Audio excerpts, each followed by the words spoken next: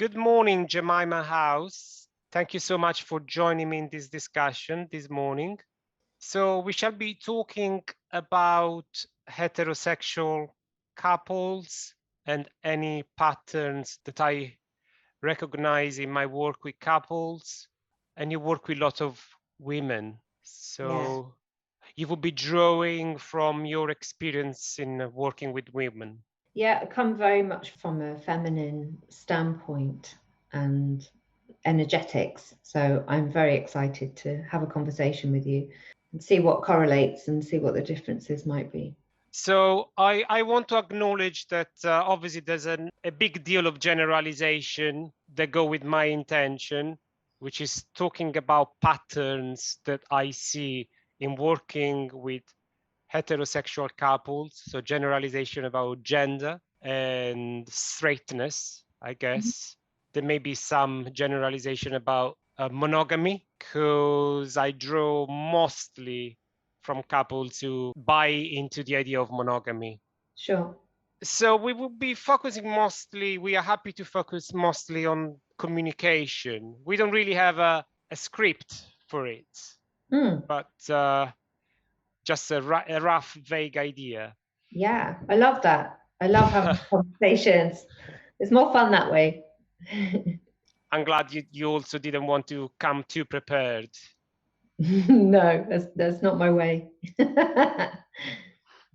So I come across a lot of difference when it comes to gender around communication, considers communication an essential, vital ingredient of couples' life, so, which would include any sphere. And I suppose after the dating phase, he doesn't realize that that communication should extend to household matters, or for those who have children, to looking after the children, and that these conversations are not necessarily trivial or petty, and sometimes he feels criticized because she needs to perhaps ask things like, why did you do that? Which is not necessarily a criticism, talking about the little one understanding how to look after him, but he would go defensive straight away. Or household matters, any of them. Yeah, the washing or you name it. This seems vital for her. This is my understanding. I mean, I see the subject matter as arbitrary, really. A lot of the time, starting a conversation about something that seems trivial can just be a bid for connection. To get caught in the details of what's being discussed, kind of missing the subtext of actually, I want to feel more connected to you around this thing, because we're meant to be doing it together, especially if it's to do with childcare or to do with some kind of aspect of running the home. Then to be harmonious, there has to be this feeling that you're a team, that you're together in doing it. Yeah, I mean, I don't want to go like too massively deep into it straight away, but I do talk to all my clients about meta communication, which is about just communicating with your partner about how you communicate. So, so you're getting right underneath, you're addressing the subtext rather than just getting annoyed with each other on these petty levels. Like, oh, when I asked you about putting the washing out because you said you'd do it, but you didn't, that means a lot to me because it means that job is taken care of, and then I can relax more, and then I feel more turned on, for instance. It's like there's so much wrapped up in these things that often people focus on this top level, and it's like it's not that. We're not talking about putting the washing out. We're talking about connection. Thank you, helping me focusing on my intentions for the meeting, because that top level is so prominent in the dating period, in the initial dating period, isn't it?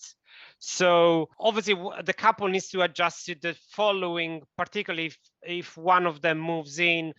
The next phase in the relationship needs to include conversations about the mundane, the trivial. But like you're saying, bound up in the trivial is still an entry point for the romantic, for the intimacy. Yeah, definitely.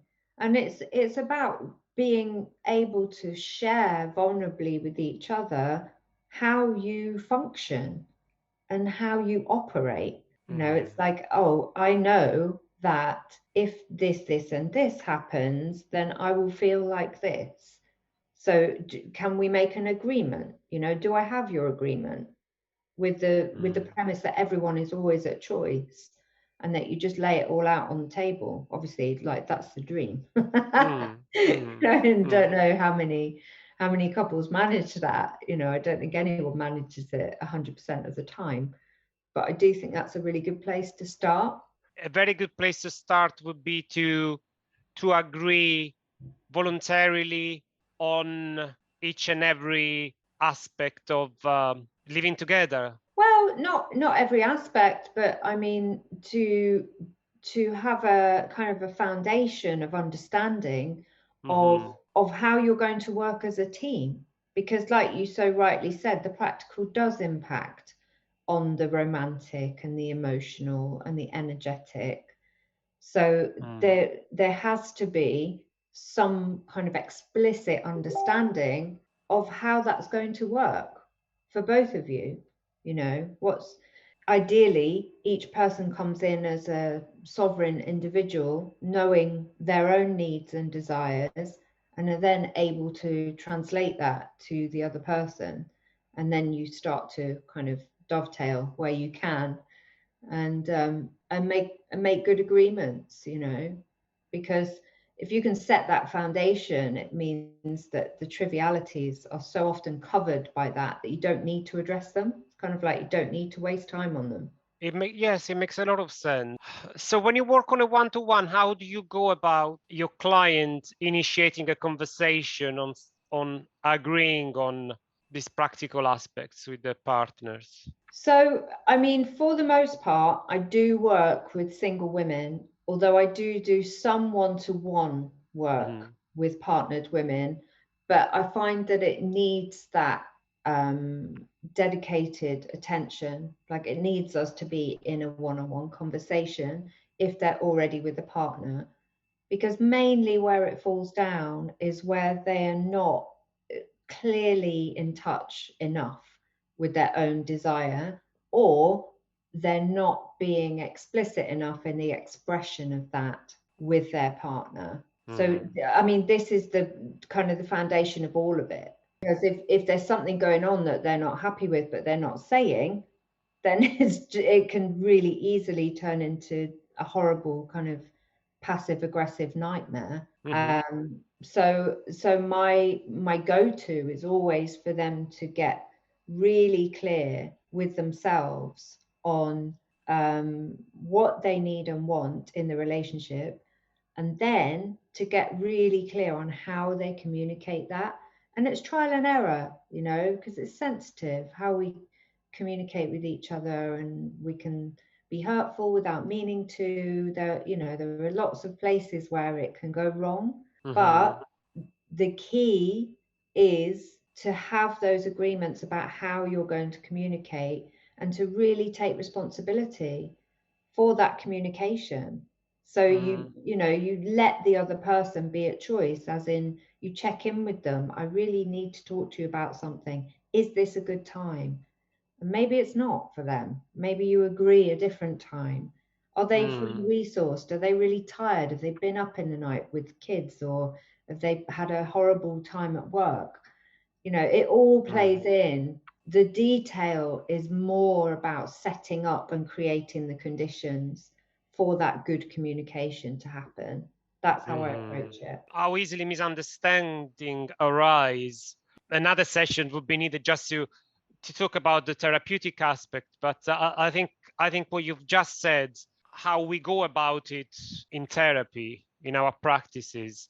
But I suppose it's so easy to get stuck in the practical aspect, because like you were saying, it's an entry point to get to the upper level of the real intimacy. What you're adding is that perhaps she's not too clear about her desires, her goals, what really matters to her, let alone how to convey and how to negotiate perhaps a good time with him. And then the vicious cycle could arise, and they get stuck in the trivial and the practical. Yes. With irritation, feeling annoyed, and then that reinforces his belief that it was about the practical, but it was never about the practical. Yeah. It became about the practical. Yeah, it's a hook. It's a hook, definitely. And I mean the differences in male and female. I'm in a relationship with a man, and the difference in approach is quite significant. This kind of very clear, directed flow of energy that comes from the masculine can feel, if you don't know, or if you're not quite getting there with the communication, it can feel a bit like a steamroller. It can be a bit overwhelming, whereas the feminine is in the now for the most part, and she's like, oh, I've got this problem, I really need to speak to you about it. He's in work mode, he's like focused as you like, and you can't distract him, or if you try, it's going to be like an irritation. There has to be like an understanding of the energetics underneath, and then some honor towards that. So it's like, okay, when can we speak about this? If you are, if that's the mode that you're in, it's not going to work for me to try and pull you over here to talk about how I'm feeling and how I want to be treated or what my desire is, because that your focus is very straight and narrow. Yeah, I mean, it's tricky. That's all I'm going to say, it's tricky. That's so true. I often invite couples to set aside once or twice a week a 20-25 minutes protected time. It's in the diary. One can prepare for it. Well, it helps them both, but I suppose it helps him let go perhaps of that work mode. Yeah. Because outside of these protected structured slot, particularly if the couple is in some sort of a stuckness or crisis, yeah, like you're saying, his default would be to see that as an interruption to what he was doing. Okay, so what exactly am I supposed to do? I feel criticized, asking for rules, asking for, okay, so shall I be doing the washing then? How about me doing it on Tuesday, Fridays, and Sundays at this time? Yeah.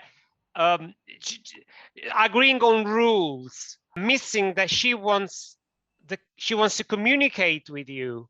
She doesn't want to create patterns, rules, and structures necessarily. That it defeats the whole object of communicating. Coming out with rules defeats the object, doesn't it, of communication? I love this. I think it's really interesting, especially what you just said about the structure, creating the structure, where you go, right, you've got 2 20-minute periods, for example, in the week that are dedicated to your connection time.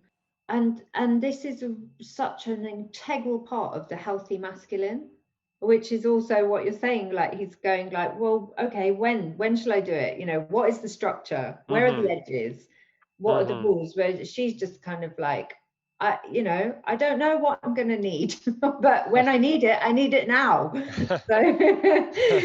So there has to be, that's why I'm saying, like, there has to be some kind of healthy masculine structure internally in both, so that you can create those containers that actually serve the relationship itself, like this third entity of the relationship, serving either of you as individuals necessarily, but it's serving the relationship that you both love and choose and honor. Yeah, I really feel strongly about kind of finding a practical way to deal with the energetics. So, tell me more. Well, whatever whatever works for you, you know. But like you've just said, this creating of containers of time for this connection to happen is a very easy win, because it's super clear, it is contained, so it's finite, and you get to fill it up with whatever is coming up. You get to prepare for it as well, so you get to prepare your own being and like get yourself centered and resourced and fed and, you know, whatever else it is you need. Mm-hmm. And then you can approach this specific place and time in a manner that is worthy of what it is you're trying to do. So you're acknowledging that your connection with each other is super important, and you're acting accordingly. And I love that. And then in doing that, you're creating the evidence. Whatever else is going on outside of that, you're creating the evidence that yes, you do believe your relationship is important, and there is love and choice in that. And I think that's really important. I like your wording, evidence, yes, because one can start then considering those lots, the real relationship. Yeah, I mean, it's like if you do have if you have therapy, or if you do exercise, or even if you go and buy the food for the week, you have a set time and a process for doing those things because you acknowledge that they're important. How do I say it? I don't know. I guess it's an easy win to set that up and then to do it. So you're setting it up because you're saying my relationship is important, and then you're doing the thing that you said you would do. So you're creating trust in yourself, and you're also creating evidence, if you both show up, that the relationship is important to both of you. So you're building something. Yeah, and I just don't know. I feel like that's a really practical thing. I don't know if people always view their relationship in those terms. I think there's sometimes this idea that it should just run like clockwork with no effort, or with, you know, with no attention. And it doesn't work that way. You know, what you put your attention on is what thrives. So your relationship needs your attention. When there's a stuckness or some sort of a crisis, it often looks like he feels criticized and she feels that he's not taking enough initiative, something along those lines. And then he's not taking initiative because he feels criticized. The beauty of putting aside, of scheduling those meetings, is that he's less likely to feel criticized because it's not happening in the moment. Yes. Normally we feel criticized in the heat of the moment. I'm doing something and I get told that could have been done differently. Yes. But if the discussion is postponed to the protected schedule slot, it's less obvious that that was a judgment. It's more like an item of discussion rather than a judgment. Yeah, that makes a lot of sense. And I think the approach is different as well. You know, you're coming to that space specifically for that reason, to care for and to discuss and to manage your relationship. So yeah, I think the perception would naturally be a little bit different, but it would feel less like criticism. Obviously, you've got to be careful how you speak and own your language, but I do think, yeah, it could come across differently and maybe be received in a clearer way. Well, obviously, if children come along, that's another very big one. But shall we talk a little bit about that transition from the dating phase to the cohabiting phase? Yeah, sure. Yeah. So in terms of initiative, in the dating phase, the initiative is there. So I often find that she might say, of course I'm generalizing, she might say, I don't see you taking the initiative anymore. Okay. And I feel unloved, uncared for, or taken for granted. But the key is the perception that he was taking initiative and that is the right way of being in a relationship. And then he somewhat stopped or took less initiative, which is not good enough. Yeah, I mean, in the dating phase, it's, as far as I can see it, is natural law that the masculine pursues the feminine. So the guy will naturally take initiative. And then I think it can be very easy for then, once he's got the prize, you know, then for that to drop off a little bit. What I will say though is with a woman who is really in touch with her own desire and her own need and with her own self-care, that she'll be kind of radiating and magnetizing at the same time, so that the chemistry remains. And in that, I think there is a natural draw towards the woman from the guy because of how she is taking care of herself. I don't feel as if it is the guy's responsibility so much. You know, I feel like it's the woman's responsibility to make sure she's thriving and turned on and magnetic and all of those things. And it will be a natural, you know, a lot of people talk about polarity. It's a real buzzword at the moment. But I mean, that appears naturally when you're both taking good care of yourselves in your respective dynamics, you know, in woman in the feminine, man in the masculine, making sure you've got time apart and all of those things, so that you, when you come back together, there's more electricity, there's more spark, it's naturally more exciting. So if you are cohabiting, take enough time away from each other and make those moments together special. I think that's 100%. I think taking the time out is something. There's a correlation being drawn here that isn't necessarily truth. So sometimes people will think, or maybe a woman may think, that they've moved from dating phase, now they're living together and things have changed, and it's because they're living together. Sort of, but maybe it's because you have both stopped doing the things that light you up individually because you're living together. So it's almost like a laziness that creeps in. And it is super important to take that individual care for yourselves, so that then you can come together and still feel like it's really fun and that it's really enjoyable. I do see that. I see a lot of people just, you know, they just work and then they come home and they eat and watch Netflix or whatever and expect to still have a really fire sex life and an amazing relationship. If you're not putting anything in to the relationship, you're not contributing, how can you expect to have the amazing benefits of it?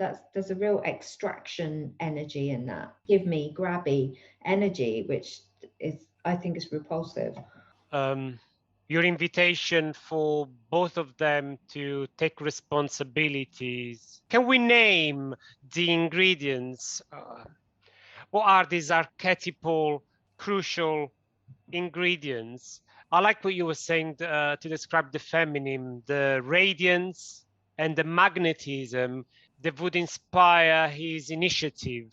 When you talked about the masculine right and then, what conjures up for me is the initiative, which you said in the dating phase. Yeah, of course, the natural law is him is pursuing her, but that needs to continue. So that initiative, that pursuit, and he needs that radiance. Yes. And otherwise, what is he pursuing? It doesn't make sense. So surely it makes more sense for her to be in her in her flow and her femininity and her power and her passion, and to be really lit up.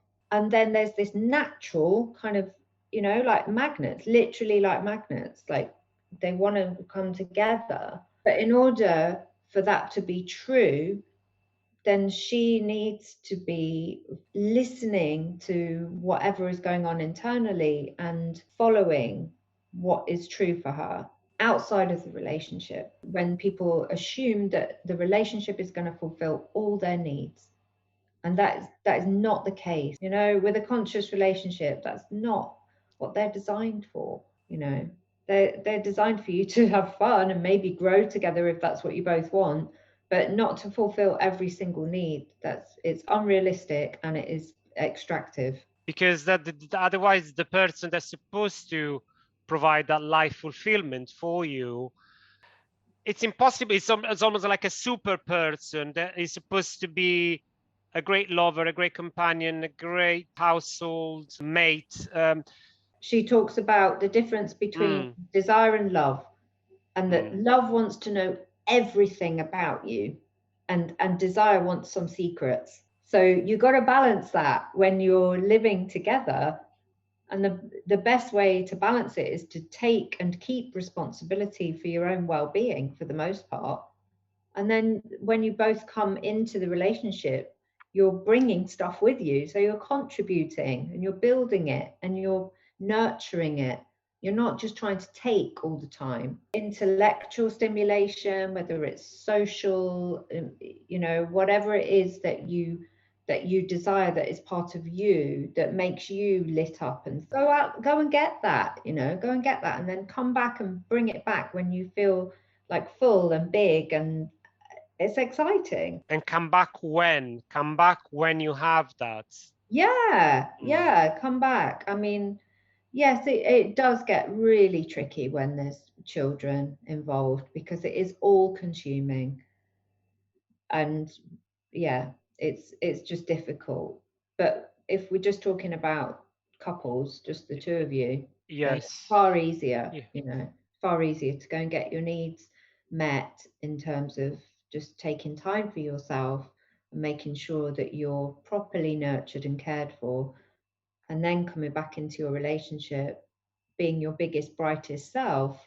And when, of course, there are bad times when you need your partner to be there for you and you need support. That's just us being human, you know, and that's where communication comes in really strongly, to be able to express your needs and to say, look, this is how I'm feeling, I really need this from you.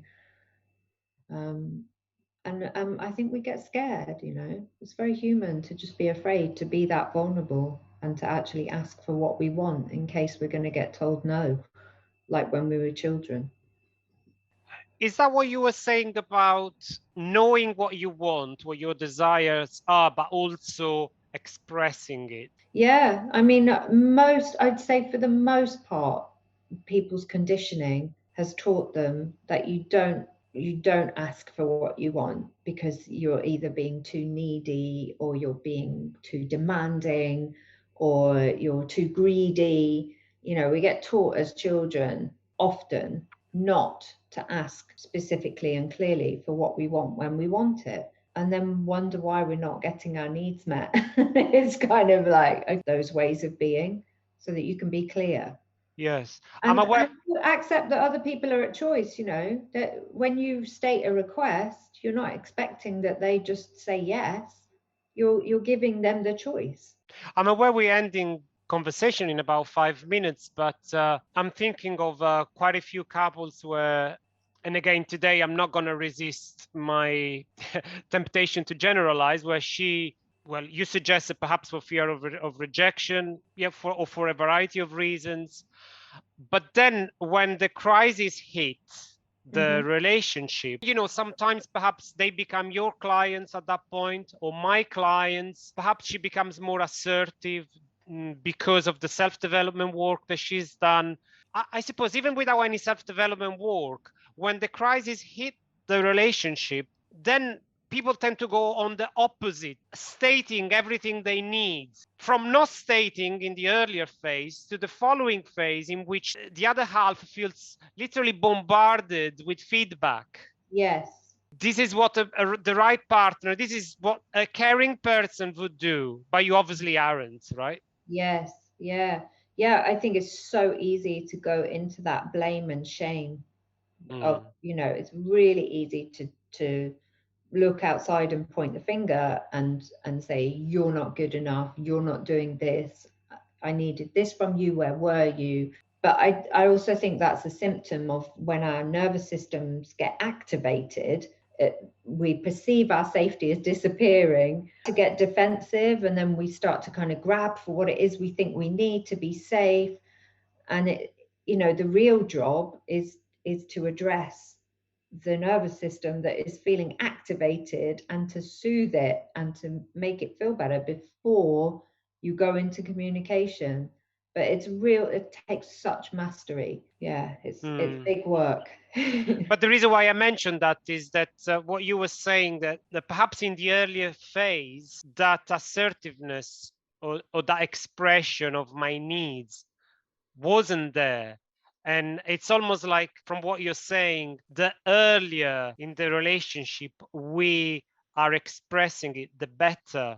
Oh my God, definitely. Yes, absolutely. Because maybe the other person is not even suitable. Exactly. You're not meant to be together if he's not capable, she's not capable to fulfill your fundamental needs. And this is the joy of working with single women who are still out there dating. My encouragement to them is to be as much you as you can be, to be as clear and from the start.